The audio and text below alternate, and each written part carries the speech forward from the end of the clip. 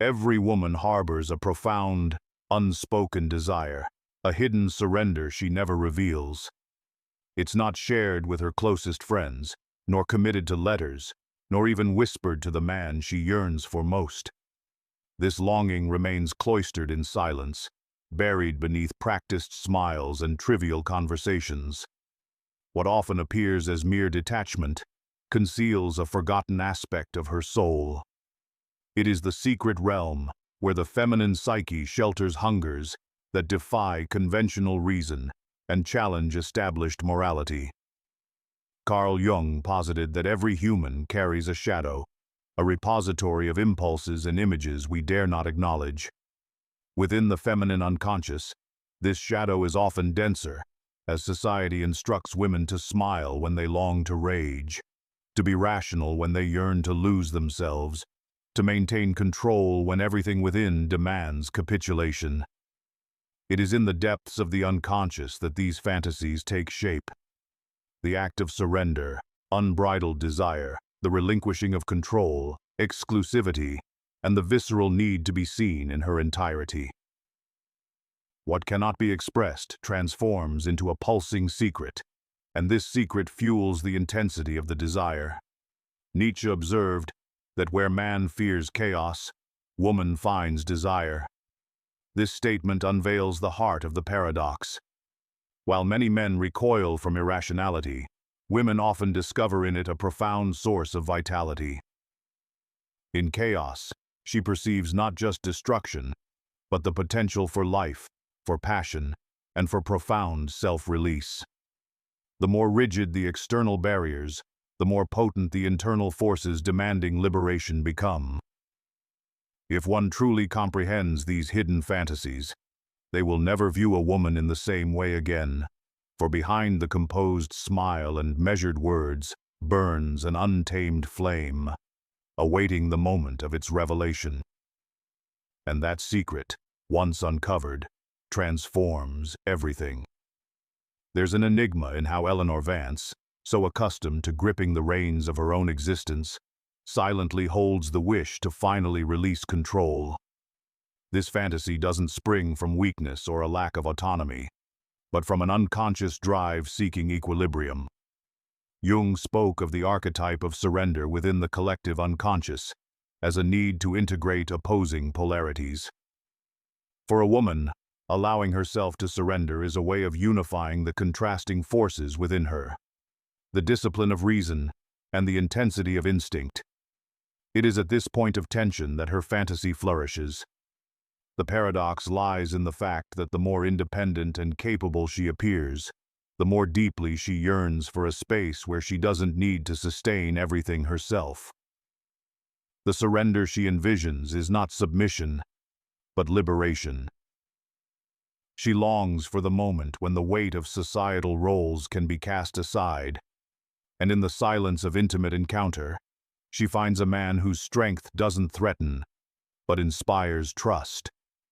Nietzsche might suggest that this will to power is not tied to domination, but to a vital presence that commands respect without needing to impose. Julian Thorne, embodying such an energy, becomes the guardian of the space where Eleanor can, at last, let go. Foucault, in his analysis of power dynamics, illustrated how bodies are disciplined by society, molded to behave predictably.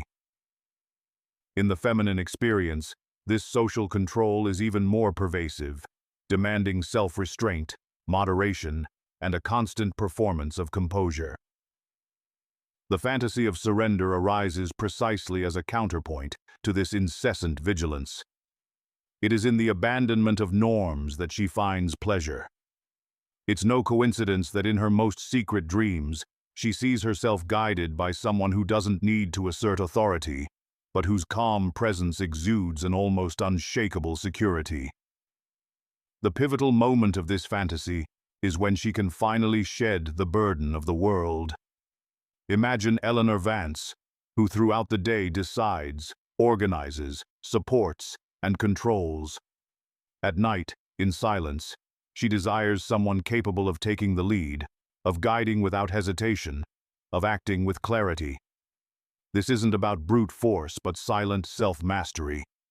What ignites her desire isn't arrogance, but the disciplined self-possession of a man who commands himself to the point of inspiring absolute confidence. It is Julian Thorne who awakens in her the courage to surrender. The revelation occurs when we realize how many men misinterpret this desire. Many confuse leadership with authoritarianism, believing that imposing rules or demanding submission is the way. But that extinguishes the fantasy before it even begins. The true leadership that draws feminine surrender is forged from firm silence, a confident gaze, a steady presence. It isn't control that makes her desire, but the serenity that creates space for her to finally abandon the constraints of independence. In that space, she discovers the darkest and simultaneously most desired freedom, the freedom of not needing to control anything at all. There is a silent longing that many women carry, but rarely dare to confess, to be desired without reservation, with an intensity that transcends the superficial and touches the very essence. In a world where they are constantly observed, evaluated, and judged, most of the attention they receive feels hollow. Soulless compliments, fleeting glances, or passing interest. The secret fantasy, however, is to feel utterly unique, as if in the presence of one man, the rest of the world simply vanishes. Eleanor Vance often reflected on how the erotic drive, as some thinkers observed, sprang from the friction between the longing for deep connection and the apprehension of social judgment. What society deems too raw for conscious expression frequently surfaces in dreams and fantasies, taking on powerful and often unspoken forms. For a woman, this might manifest as a profound desire to be seen through a gaze that doesn't merely appreciate her outward appearance, but seems to absorb her entirely. This isn't about superficial obsession. It's the profound experience of being acknowledged as the sole focus of desire in that specific moment. Jung might interpret this phenomenon as a projection.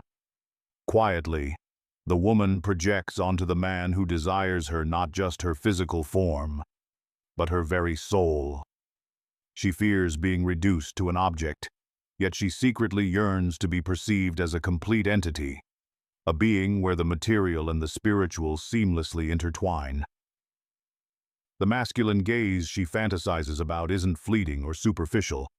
It's dense, sustained, as if perceiving invisible layers that most of the world overlooks. This gaze doesn't wander into comparisons or dissolve into distractions. It fixes on her as if she embodies the ultimate truth to be unveiled. Erich Fromm, considering humanity's innate need for connection, reminded us that profound love serves as an antidote to existential solitude. The woman in her fantasy doesn't merely wish to be desired. She yearns to be chosen with such intensity that her presence becomes irreplaceable. The sensation of being the absolute center of attention isn't vanity. It's an attempt to soothe the underlying anxiety of being just one among countless others. In this private desire, she craves emotional exclusivity, to feel that there exists a man who regards her with a depth others simply cannot reach. The pinnacle of this fantasy is realizing there's no haste, no shallowness, no scattered focus, only an unwavering gaze, a steadfast presence that doesn't falter, an undivided attention. In that instant, she feels truly consumed, not annihilated but completely absorbed. This sensation of being enveloped by a man's gaze and presence transforms into silent ecstasy, confirming that her existence, with all its imperfections and unique qualities, has been chosen and celebrated. The mistake many men make is confusing intense desire with neediness. They believe demonstrating intensity signals weakness or dependence, but a woman often perceives the opposite. Profound desire is born of emotional discipline, clarity, and focus. It is precisely this rare intensity, sustained without desperation, that ignites her fascination and her willingness to surrender. Daily life demands near absolute self-mastery from a woman. She carefully chooses her words to avoid misinterpretation, manages her emotions to appear strong, curates her appearance to meet expectations, and guards her reputation against judgment. This constant regimen of self-containment fosters an environment where everything must be measured and moderated. It is precisely within this framework that one of her most potent fantasies takes root. The desire to completely lose control, to abandon herself to the moment, without calculation, without pretense, without fear. Schopenhauer noted that the will is blind, an irrational force that propels life beyond the realm of reason. In a woman, this force manifests as the secret, yearning to be overwhelmed by irrationality, to experience a moment where logic dissolves and raw vitality speaks loudest. Her fantasy isn't about weakness, it's about the possibility of breaking free from the tyranny of reason that society imposes daily. She dreams of losing control, not because she desires chaos for its own sake, but because within it, she recognizes a more authentic truth than the one she presents to the world. Kierkegaard pondered anxiety as the giddiness of freedom. This very anxiety that a woman strives to suppress in her daily routine surfaces in her fantasies as a moment of liberation. When she imagines herself screaming uncensored, weeping unashamedly, laughing without restraint, or giving in to ecstasy without inhibition, she is dreaming of the dissolution of the barriers that keep her contained. Control, in this context, feels like a prison. The loss of control is the exhilarating vertigo that brings life. Jung would add that this dive into uncontrol is also an encounter with her shadow self. Everything she suppresses during the day, the longing for intensity, the contained anger, the hidden vulnerability, returns at night as fantasies where she can finally be boundless. The man who awakens this dimension isn't one who judges her or attempts to tame her, but one who can withstand the force of her tempest. He is the one who remains steadfast amidst her chaos, not to control her, but to embrace the fury and passion that emerge unbidden. The most intense moment of this fantasy is when she realizes she can be utterly disheveled and still not be abandoned. It's the instant her voice rises without thought, when her body responds before her mind, when emotions spill over unfiltered. Instead of being admonished, she finds in a man's eyes the silent permission to continue. That gaze, which welcomes her wildness, becomes the anchor of her trust, and it is precisely this security that makes the loss of control possible. Most men, however, lose their way trying to prove their competence, as if technique were the sole measure. What might please her? But in that moment, a woman doesn't seek calculation, she yearns for presence. The man who truly resonates isn't one who tries to temper her intensity, but rather one who can stand before it unflinchingly. It is within that space that the fantasy of surrendering control becomes real, for there she finds not merely pleasure, but the rare sensation of existing entirely, uninhibited and without pretense. Among the myriad fantasies residing in a woman's quiet depths, perhaps none is as deeply guarded as that of being chosen absolutely in a world saturated with excess. We live in an age of incessant distractions, where messages proliferate, gazes scatter, and promises quickly dissipate. In this landscape, a woman feels the invisible weight of being just one more option among many. It is in this void that her most intimate fantasy is born, to be singled out as unique, as the exception amidst an abundance. Machiavelli, when considering the nature of power, demonstrated that true strength doesn't lie in accumulating possibilities, but in clear decision-making. The man who hesitates before infinite choices loses authority, while he who chooses with unwavering resolve reveals self-mastery. This is precisely what a woman secretly desires, not merely to be desired among many, but to be chosen with profound conviction. This decision, when it happens, doesn't signify a loss of masculine freedom, but rather the pinnacle of its sovereignty. For only one who can select from all available options and still commit to a single one demonstrates authentic power.